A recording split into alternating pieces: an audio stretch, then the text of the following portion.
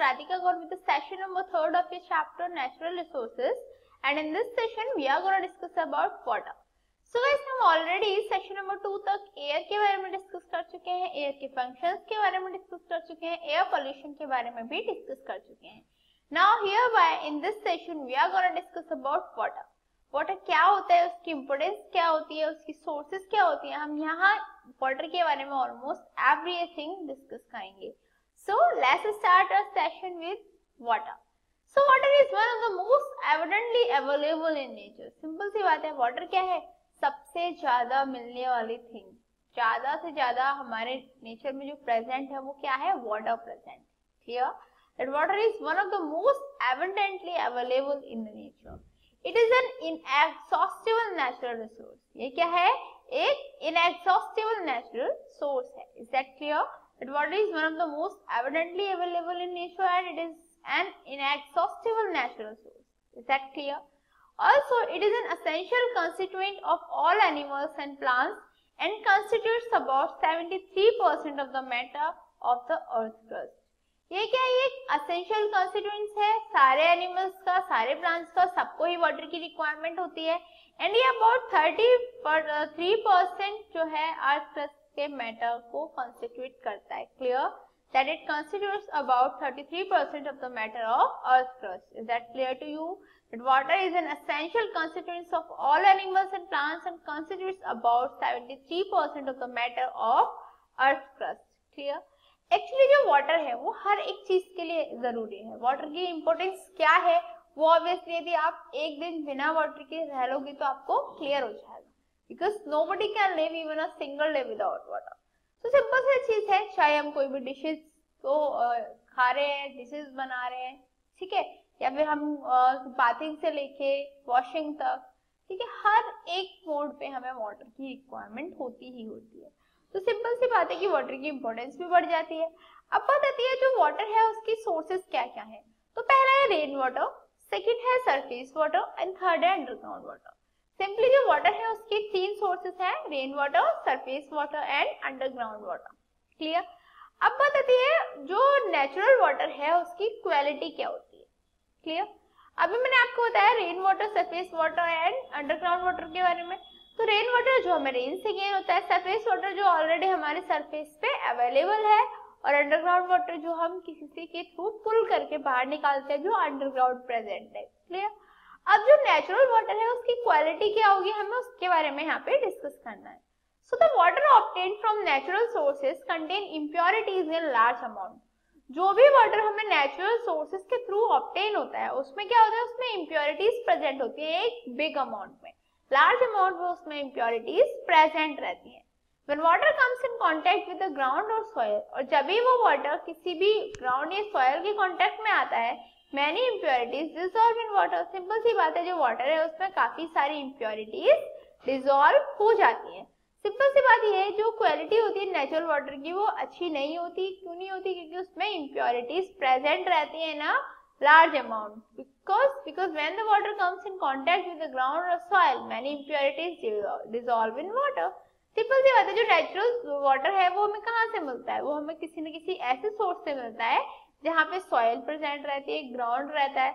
उसकी वजह से क्या होता है, जैसे ही वाटर उनके कांटेक्ट में आता है तो क्या होता है, जो इम्प्योरिटीज हैं वो वाटर में डिसॉल्व हो जाती हैं, और जो वाटर है उसमें एक लार्ज अमाउंट में इम्प्योरिटीज होने की वजह से उसकी जो क्वालिटी है वो भी गिर जाती है, वो भी अच्छी नहीं रहती.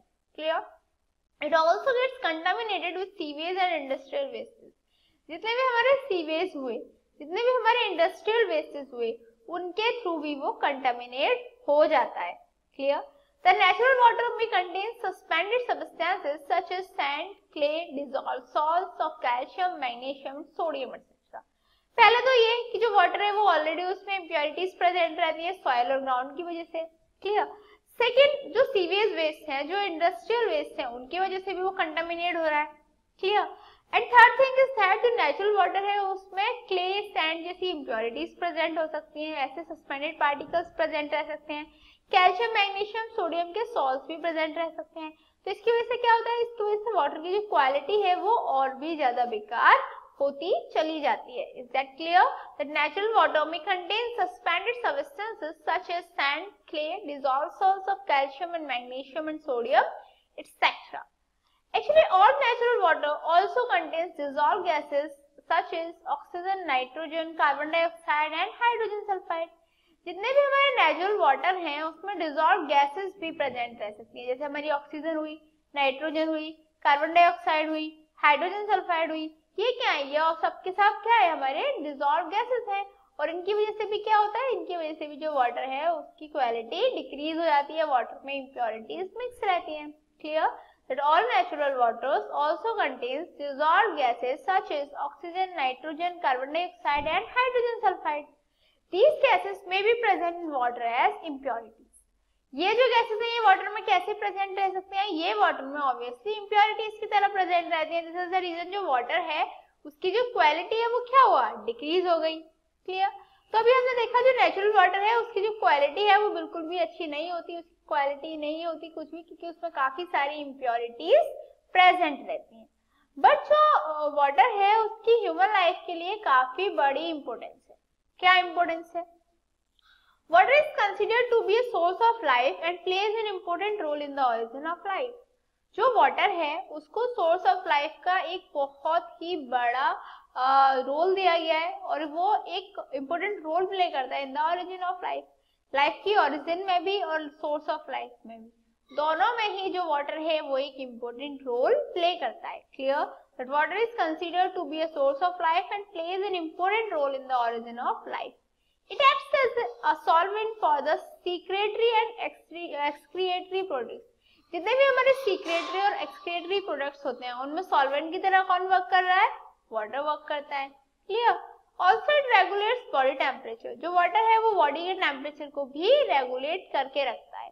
Much of heat generated by metabolism in the body is removed by evaporation of water through pores in the skin.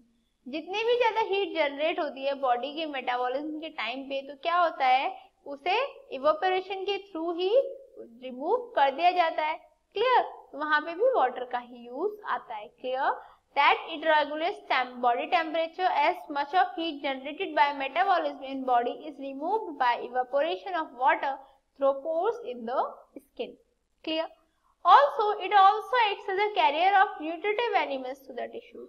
Tissues के लिए जो न्यूट्रिटिव एलिमेंट्स हैं उनके कैरियर की तरह भी वाटर ही वर्क करता है. दैट इज वाटर के थ्रू ही जितने भी न्यूट्रिटिव एलिमेंट्स हैं वो टिश्यूज तक पहुंच पाते हैं.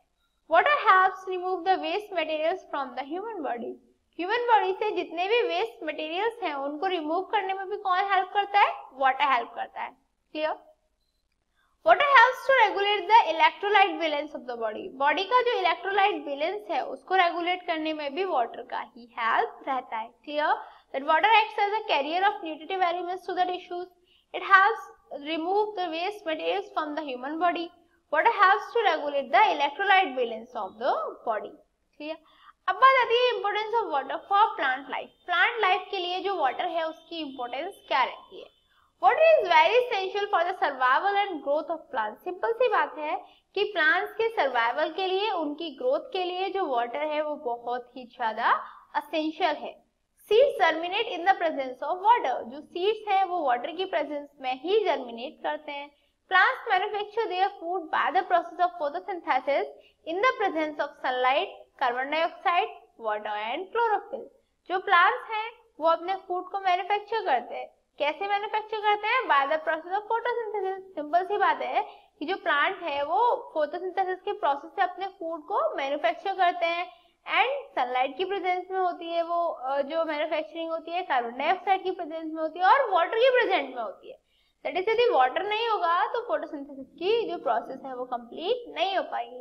That is sunlight, carbon dioxide, chlorophyll के साथ साथ में वाटर की होने भी रिक्वायर्ड है, तभी फोटोसिंथेसिस का प्रोसेस हो पाएगा, तभी जो प्लांट्स हैं उन्हें वाटर मिल पाएगा. आई मीन से तभी वो प्रॉपरली फूड को बना पाएंगे, फूड को मैन्युफैक्चर कर पाएंगे. तो सिंपल सी बात है कि जो प्लांट्स हैं उनकी ग्रोथ के लिए, उनके सर्वाइवल के लिए, उनके जर्मिनेशन के लिए और उनकी फोटोसिंथेसिस की प्रोसेस के लिए, फूड मैन्युफैक्चरिंग की प्रोसेस के लिए वाटर की एक बहुत ही इम्पोर्टेंट वैल्यू होती है. Also, water dissolves the nutrients present in soil, which is then transported to the various parts of the plant. साथ ही साथ में वाटर क्या करता है, जितने भी न्यूट्रिएंट्स सॉइल में प्रेजेंट रहते हैं उन्हें डिसॉल्व कर लेता है, जिसे वो डिफरेंट वेरियस पार्ट्स होते हैं प्लांट्स के वहां तक ट्रांसपोर्ट कर दिया जाता है. Clear that water dissolves the nutrients present in the soil which is then transported to the various parts of the plant. Water provides the medium for the transportation of food and minerals within the plant. Water क्या करता है, plant के अंदर ही जो transportation है food का उनके लिए एक मीडियम प्रोवाइड करता है, क्योंकि ऑब्वियसली यदि कोई मीडियम वहां पे अवेलेबल नहीं होगा तो जो फूड है वो ट्रांसपोर्ट प्रॉपर्ली नहीं होगा, जो मिनरल्स हैं वो ट्रांसपोर्ट प्रॉपर्ली नहीं होंगे. तो सिंपल सी बात है that water provides a medium for the transportation of food and minerals within the plant. अब बात आती है वाटर एज अ सॉल्वेंट. जो वाटर है वो एक सॉल्वेंट की तरह वर्क करता है. Water is regarded as a universal solvent. जो वाटर है उसे एक यूनिवर्सल सॉल्वेंट की तरह माना गया है. Water is cheap and easily available. Water cheap तो है लेकिन वो इजीली अवेलेबल है, दैट इज चीप भी है और साथ साथ में वो इजीली हर जगह पे मिल जाता है. Water is a polar molecule. जो वाटर है वो एक पोलर मॉलिक्यूल है. It is therefore a very good solvent for ionic compounds. अभी आपने स्टडी किया होगा दैट आयनिक कंपाउंड्स में पोलर मॉलिक्यूल्स, आयोनिक कंपाउंड्स जो है वो पोलर मॉलिक्यूल्स में ही डिसॉल्व होते हैं. अब वाटर एक पोलर मॉलिक्यूल है जिसकी वजह से वो एक बहुत ही अच्छे सॉल्वेंट की तरह वर्क करता है for the ionic compounds. Is that clear that water is regarded as a universal solvent. Water is cheap and easily available and water is polar molecule. It is therefore a very good solvent for the ionic compounds. Also, water has a high dielectric constant, because of which the force between charged particles becomes so small that the charged particles separate easily and go into the solution. Water जो है वो एक high dielectric constant की तरह भी work करता है. ये क्या होता है, ये आप ज्यादा डीप में स्टडी करेंगे in your 11th and 12th classes. Clear.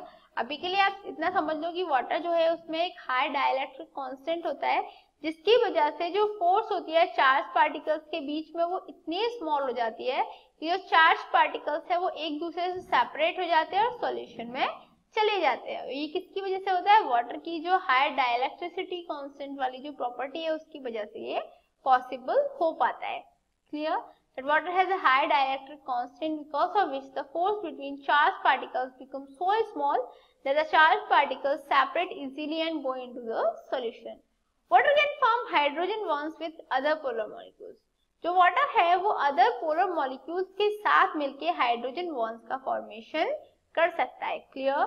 That water can form hydrogen bonds with other polar molecules. By the way, it's a time for challenging question mark, and today's question is state the harmful effects of ultraviolet rays. मैंने आपको बताया था कि ultraviolet rays जो है वो काफी harmful होती है. Now you have to answer that what are the harmful effects of that ultraviolet ray. Clear. And your time to start now. 1 2 3 4 5. Times up.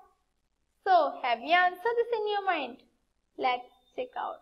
Actually, ultraviolet rays cause cancer and cataract. जो ultraviolet rays है वो क्या करती हैं, जो cancer है, जो cataract like disease है, उन्हें वो कॉज करती है इन द लिविंग ऑर्गेनिज्म. तो दो क्या हो गए हार्मफुल इफेक्ट्स. पहले तो कैंसर कॉज करती हैं, सेकेंड वो कैटरैक्ट भी कॉज करती है. Simply your answer is that ultraviolet rays cause cancer and cataract like diseases to the living organism. Clear. So what did we learn today. आज हमने क्या स्टडी किया. आज हमने स्टडी किया कि जो वाटर है उसकी कितनी इंपॉर्टेंस है हमारी लाइफ में, कहाँ कहाँ हमें वाटर की रिक्वायरमेंट होती है, कौन कौन से प्लेस है जहाँ पे हम वाटर की रिक्वायरमेंट देख सकते हैं, वाटर की नीड देख सकते हैं. अलॉन्ग विद दैट हमने स्टडी किया कि वाटर कैसे कैसे फंक्शन करता है, उसके क्या क्या फंक्शन है, वाटर सॉल्वेंट की तरह वर्क कैसे करता है. ये सारी चीजें हमने सेशन में स्टडी करी. So I guess this was enough for this session. In next session we are gonna discuss more about this chapter. Till then, good luck.